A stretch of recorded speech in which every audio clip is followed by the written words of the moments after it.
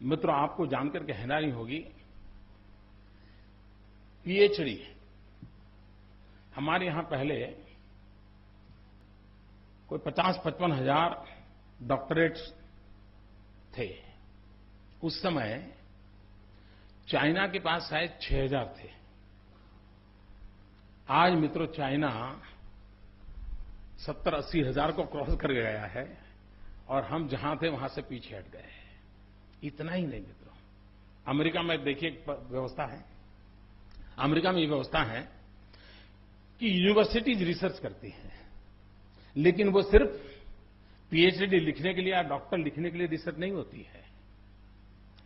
Research किए हुए हर कागज का राष्ट्र निर्माण के अंदर एक दस्तावेज के रूप में उपयोग होता है, एक डॉक्यूमेंट के रूप में उपयोग होता है।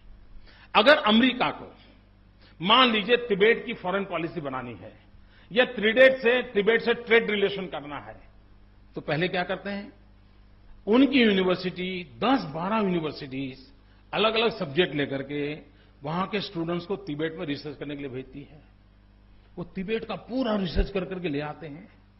वो रिसर्च के आधार पर उस पेपर्स जो पॉलिसी मेकिंग करते हैं उनको दिया जाता है। उसके आधार पर अमेरिका तिब्बत के साथ अपने रिलेशन की पॉलिसी फ्रेम करता है और ज्यादातर उनको नुकसान कम होता है, सर्वाधिक अपने फायदे के क्षेत्र में। क्यों? तो रिसर्च की हुई चीजों को पॉलिसी मेकिंग प्रोसेस में जोड़ा जाता है। मित्रों, मैं दुख से साथ कहता हूं, देश आजाद होने के बाद जितने लोगों ने रिसर्च किया है, इसका कोई यूनिफाइड डाटा इस देश के पास नहीं है।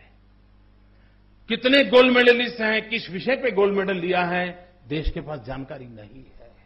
कितने लोगों ने रिसर्च किया है, उस रिसर्च का क्या उपयोग हो सकता है, उसने रिसर्च किया वो डॉक्यूमेंट कहां पड़ा है। क्या मित्रों, आज की टेक्निकल युग में और कंप्यूटर साइंस के उपयोग में, ऑनलाइन चीज में हम इसको कम से कम कंपाइल कर सकते हैं कि नहीं कर सकते? उसको कंपाइल करके उसमें उनके ग्रुपिंग करके उनको कभी बुला करके बताइए, भाई इतना रिसर्च किया था, आपको क्या लगता है देश के लिए कैसे काम आ सकता है? मित्रों,